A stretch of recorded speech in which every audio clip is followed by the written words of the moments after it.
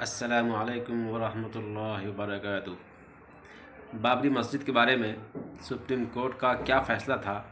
1 to 1 point آپ مولانا ارشد مدنی صاحب سے سنیے کہ سپریم کورٹ کا فیصلہ جو زمینی فیصلہ ہے وہ کیا ہے، اور حقیقت میں جو فیصلہ ہے ان کا ایک ایک جز کو سنیے، اور اپنے آنے والی نسلوں کے لیے اس ویڈیو کو شیئر کیجیے گا تاکہ آپ کے آنے والی نسل کو معلوم ہو کہ سپریم کورٹ حق مانتے ہوئے بھی کہ وہ مسجد ہی تھی، اس کے باوجود بھی رام مندر کے لیے اس جگہ کو ہندوؤں کو دے دیا۔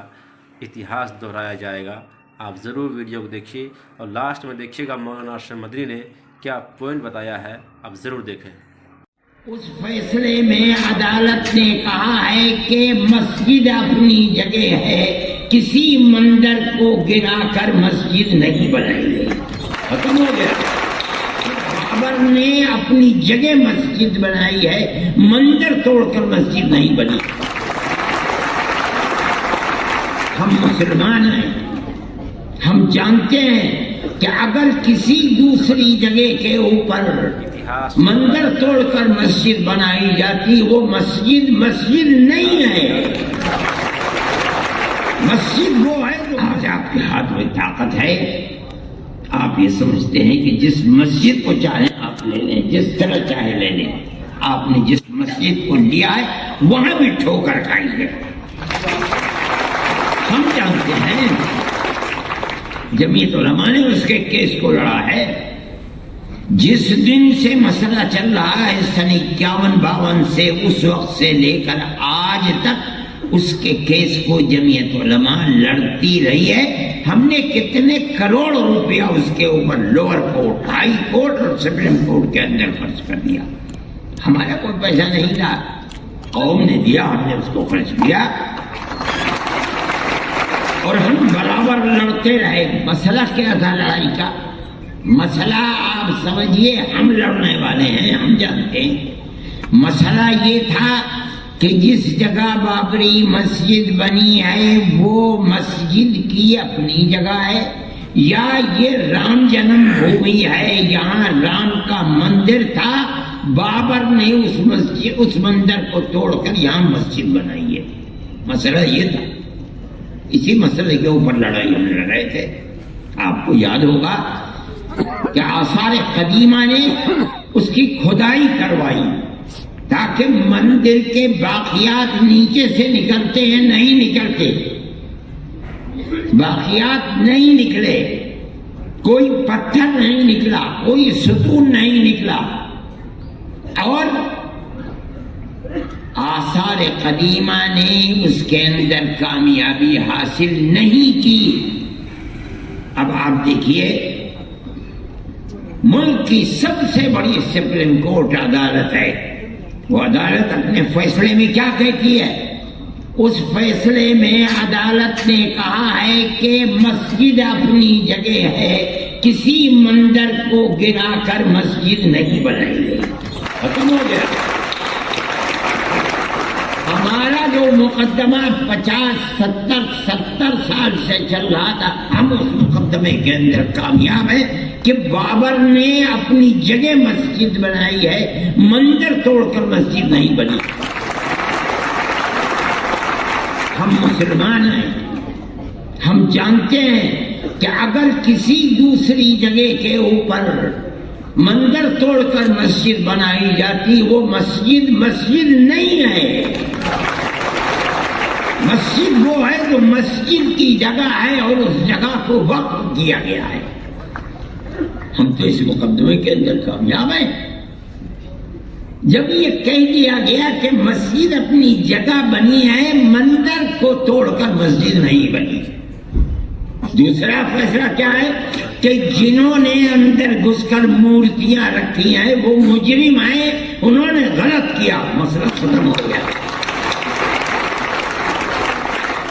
جب سننے والے سن رہے تھے فیصلے کو، تیسرا فیصلہ اپنی جگہ کے اوپر تھا کہ یہ مسجد کی جگہ ہے، لیکن یہ الگ بات ہے کہ فیصلہ یہ دے دیا گیا کہ لیکن ہم یہ جگہ ہندوؤں کو دیتے ہیں۔ ٹھیک ہے، آپ نے دے دی، ہم اپنے مقدمے کے اندر کامیاب ہیں۔ ہم آج نہیں بولتے، نہ ہمیں بولنا چاہیے، اس لیے کہ جو سب سے بڑی ملک کی عدالت ہے اس نے یہ ہندو بھائیوں کو دے دی، ہم نہیں بولتے۔ ہم 1000 دفعے کہہ چکے تھے کہ یہ آخری ہماری لڑائی ہے، سپریم کورٹ ہمارا سپریم کورٹ ہے، ہم اس ملک کے رہنے والے ہیں، سپریم کورٹ جو فیصلہ کر دے گا ہمیں وہ منظور ہے۔ سپریم کورٹ نے فیصلہ کر دیا، ہم اپنے گھر بیٹھ گئے، ہم خاموش ہیں، ہم نہیں کہتے کچھ، لیکن دنیا ختم تو نہیں ہے، ہم ختم ہو جائیں گے۔ آگے آنے والا مورخ یہ لکھے گا کہ بابری مسجد کی جگہ مندر کس طریقے پر بنا ہے، ہم نہیں بولتے، لیکن کیا آنے والی دنیا خاموش ہو جائے گی؟ میرے بھائی، یہ تو دنیا کے حالات ہیں، کل کوئی اور تھا، آج کوئی اور ہے۔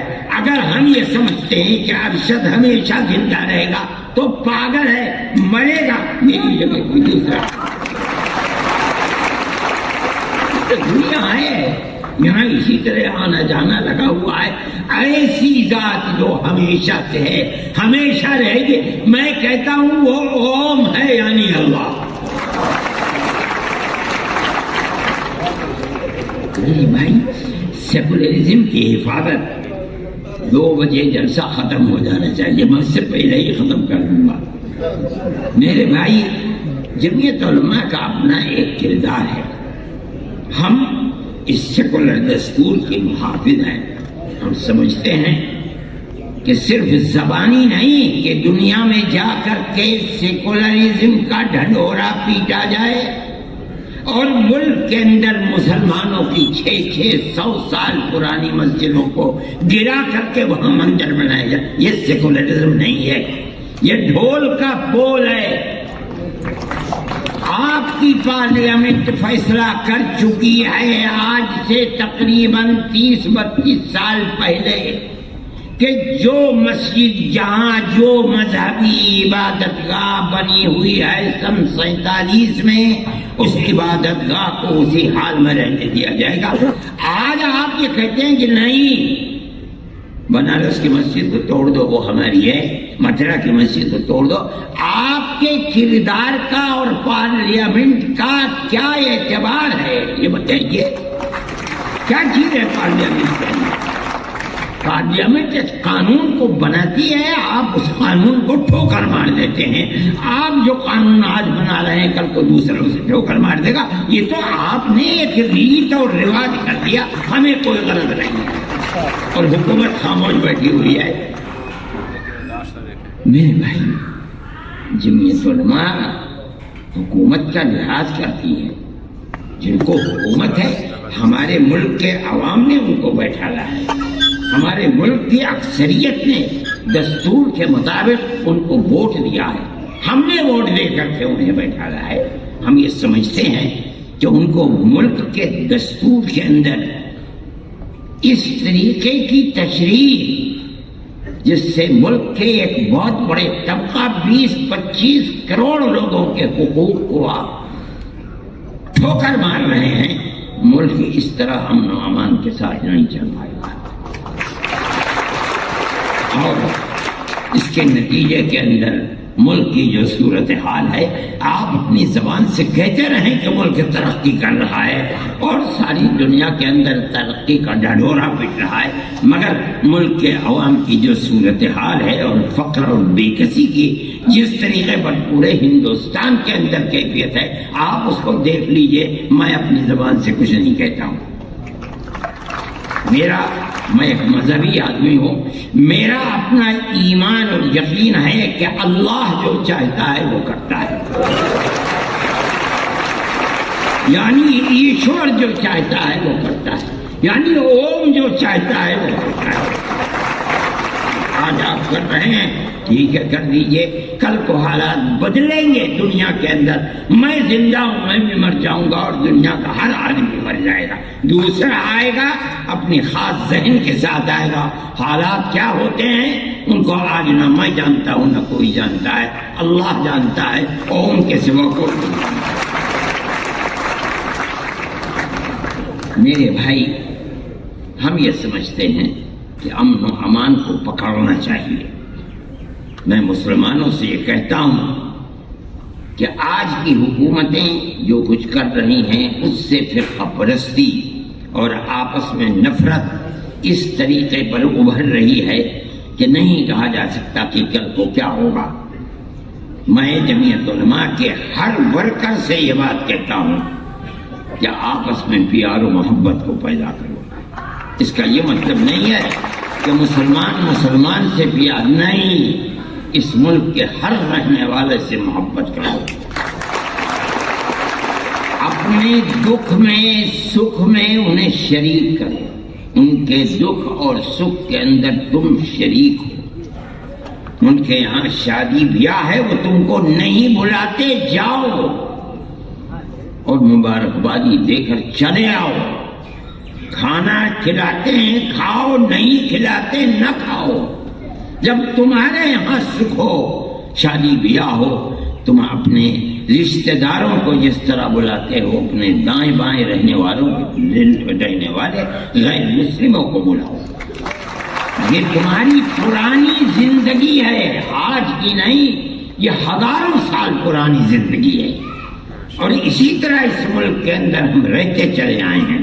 دنیا کے کسی ملک کے اندر مسلمان اور غیر مسلم کو اس طرح جیسے اس ملک میں رہتے ہیں نہیں رہنے دیتے۔ دیکھو گاؤں کے اندر رہتے ہیں، اگر ان سے پوچھو کہ مسلمان کب سے آباد ہے، نہ مسلمان جانتا ہے کہ اس کی تاریخ کیا ہے، نہ ہندو جانتا ہے کہ اس کی تاریخ کیا ہے۔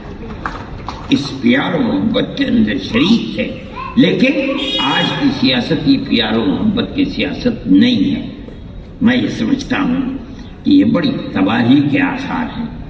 آپ کو جمعیت علماء کے ورکر ہونے کی حیثیت سے آپ کو اس سلسلے میں قدم بڑھانا چاہیے۔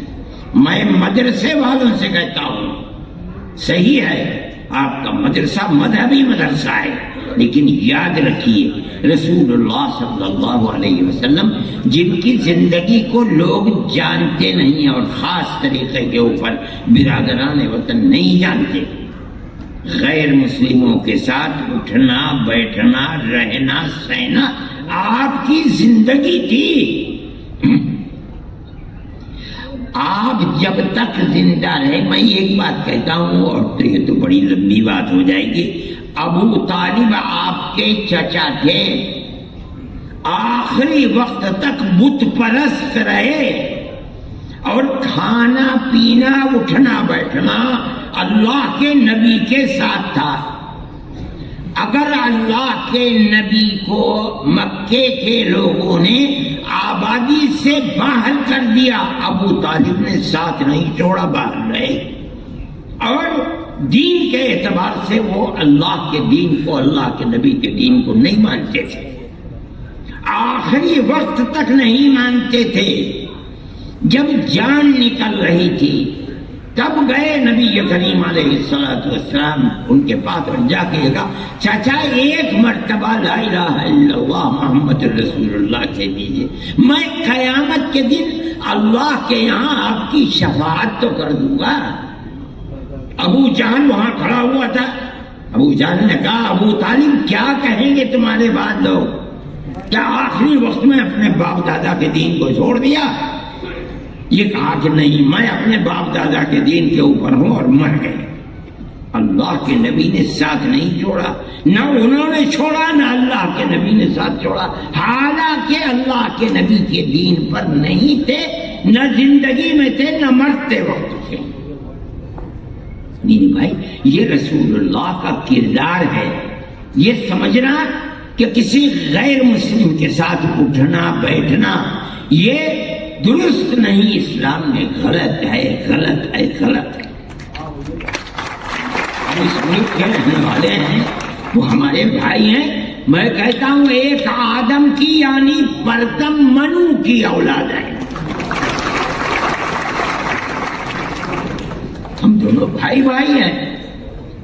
جو لوگ اس کو تفریق میں اور دشمنی اور نفرت میں لے جانا چاہتے ہیں، وہ ایک باپ کی اولاد نہیں مانتے، اور غلط ہے، غلط ہے، غلط ہے۔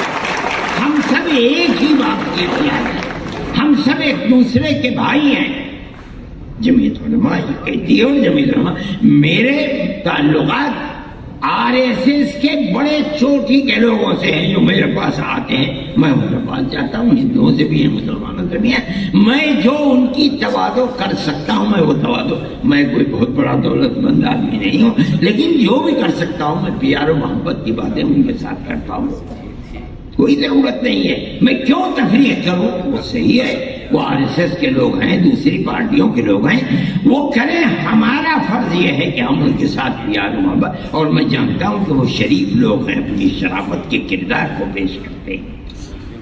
میرے بھائی میں اس لیے کہتا ہوں کہ آپ کو اس سلسلے کے اندر جو مدرسے والے ہیں وہ اپنے مدرسوں کے جلسوں کے اندر بلائیں، بچوں سے تقریریں کروائیں، ماں باپ کے ساتھ کس طرح تعلقات رکھنے چاہیے، قرآن کیا کہتا ہے، اللہ کا نبی کیا کہتا ہے، ان کو سنائیں، پڑوسیوں کے ساتھ کیسے تعلقات ہونے چاہیے، آدمی کے ساتھ قطع نظر اس کے کہ اس کا مذہب کیا ہے کیسے تعلقات ہونے چاہیے، تاکہ آپ کے خلاف جو پروپیگنڈا ہے کہ اسلام دہشت گردی کا مذہب ہے یہ جائے تو لوگ سنیں تو کہ آپ تعلیم کیا دیتے ہیں، قرآن بتاتا کیا ہے۔